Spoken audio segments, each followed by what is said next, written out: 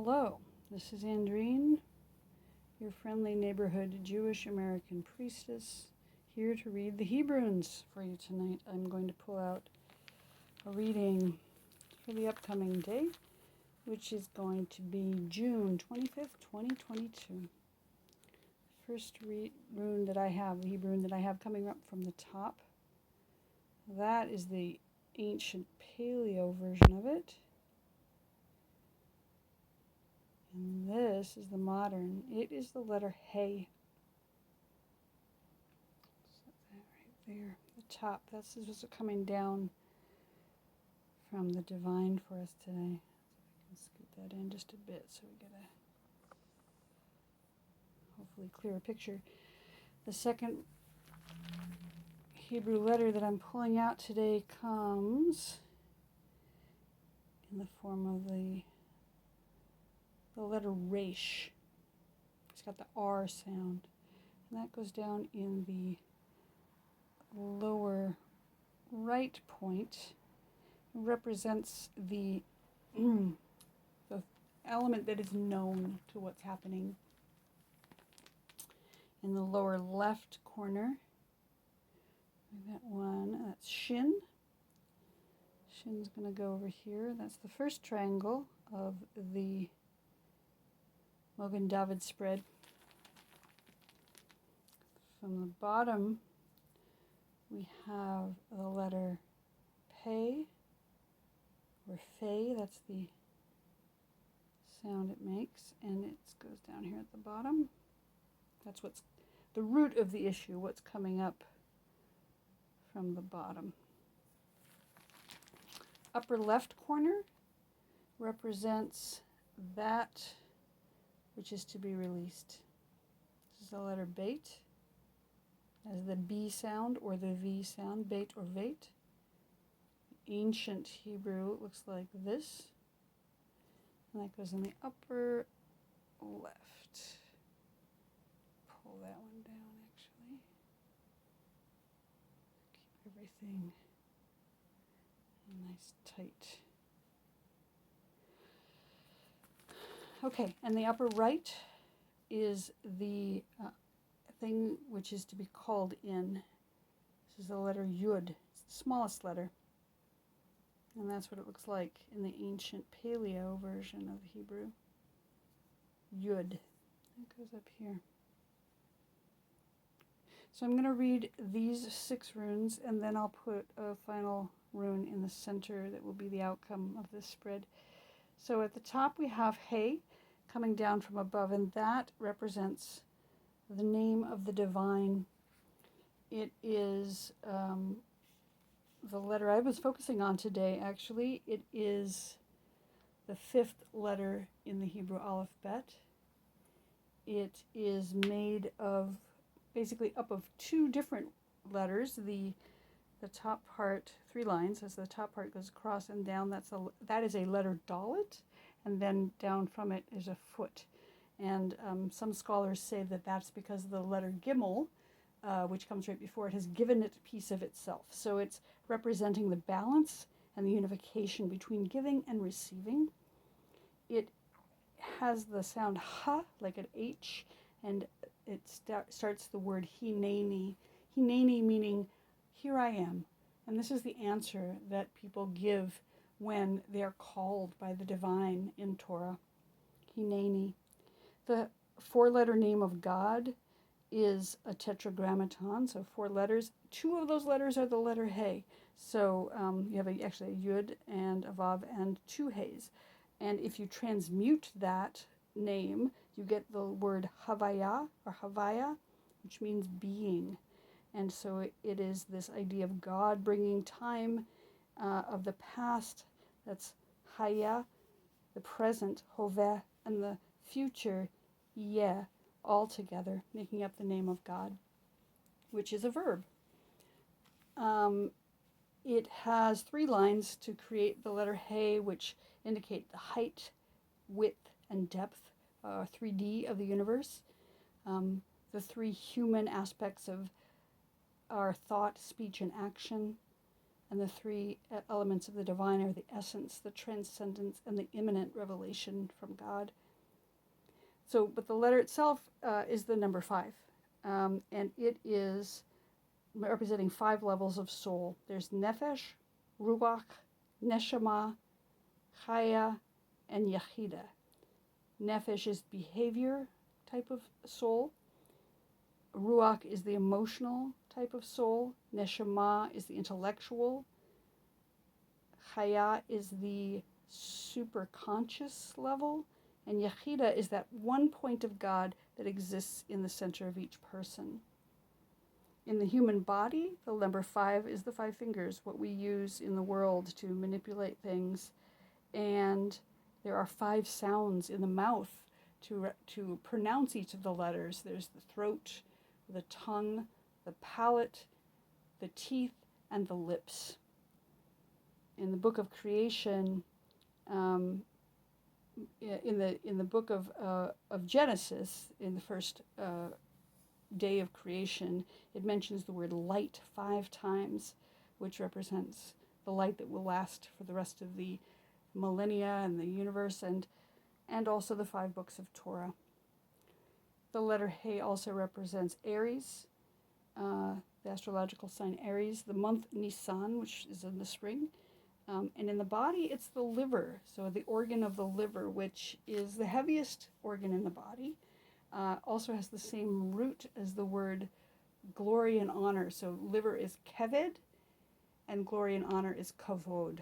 So He has a certain element of gravitas, or weightiness to it. And it also represents the foundation of sight, which may come from the idea of that light that comes in. So that's the letter He, coming down from the divine, the name of the divine. Down in the lower right, we have the letter Resh. Resh is the R sound. And Resh has got some humility because it is bent over this way. It stands for the word Rosh, which means head. So it indicates a beginning. And that's the known situation. Something is beginning here. In the lower left, we have the letter Shin, which is one of the mother letters, one of the 3 mother letters. It is the letter which represents fire, as it looks like a fire with the 3 flames coming up. It's a very holy letter that is one of the main elements that creates the universe in the book of creation, Sefer Yetzirah. So Shin is a really important letter. It represents fire, the word Eish, which has that sh sound in it. It also is the beginning of the word Shekhinah, which is the indwelling presence, and the word Shalom, which means wholeness or peace. So this is the unseen aspect. We have this unseen aspect of fire, something welling up with spirit and character, the indwelling presence of the Shekhinah coming for the situation, whatever it is going on here. And then in the lower center, we have the letter Pe. The letter Pe is the letter that represents the mouth. It is where sound is formed. And I haven't studied Pe very hard yet, but I do know that it is the mouth letter. The word Pe means mouth. It's sort of shaped like a mouth. And there was a discussion that I read about the letter Bet up here, that if you look inside the Pe, you can see in the white space the letter Be. So it's like the mouth of God speaking into creation, the letter Bet, which is the first letter in the Torah where it says Breshit, in the beginning. So this is the mouth around which this letter comes into being, and this is the root. So it's about speech. It's about speaking things into creation. The letter Bet up in the upper left corner is the thing that we are releasing today. And Bet represents a house. It's like the house or a structure, possibly a school or a building of some sort. It also is the second letter of the Hebrew alphabet, or the Aleph Bet. Bet is where that comes from. It talks about that the body is a house of the soul, And in divinity, all of creation is the house of God. It is the first letter of the Torah, as I said in Breshit, starts with B, and in the Zohar, Breshit transmutes into the word Rosh Bayit, the head of the house. It is one of the double letters, so it has two sounds, Beit and Vet, B and V. In space, it is Saturn. In time, it is Shabbat, which is what's coming up. It's Shabbat now. And in the body soul, it is also the mouth, interestingly, because it's created by the mouth. But in our body soul from the Sefer Yetzirah, it recommends the mouth. In our foundation, in the Sefer Yetzirah, it corresponds to life and death. So I'm guessing that we are releasing the concept of death and choosing life. And I'm saying this in light of the decision to overturn Roe v. Wade and our rights for reproductive rights surrounding abortion. So we are rejecting the death that is the death sentence for women who will be not given access to health care with regards to unwanted pregnancies. So we're letting that go today, that idea of death. So, and it's Shabbat, so that makes sense, because we've got Shabbat happening right now, and we've had this decision handed down from the Supreme Court, and so I'm going to trust that that my hit on that is correct. On the upper right corner, we have the letter Yud. Yud is the smallest letter, as I mentioned. It is the 10th letter of the alphabet, and 10 is like a completion number. But it's also the first letter of the name of God. So even though it is very, very tiny, it has a lot going on. It has a lot of different sounds that go with it. It has the y sound, but it also can be an e sound, or depending on where it is in a word. So it has a lot of different permutations. So even though it's very small, it represents it represents like that point out of which God created. And it represents like that point out of which the Big Bang happened. So Yud is what we're calling in, that smallness which is large in the big picture, the presence of the divine in the world.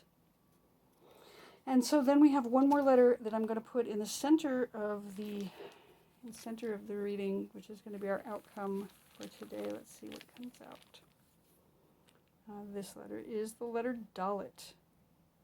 It has that D sound, and that's what it looks like in the ancient Hebrew, the Paleo-Hebrew. So Dalet is our completion of this reading, and Dalet is the letter that is the fourth letter of the alphabet.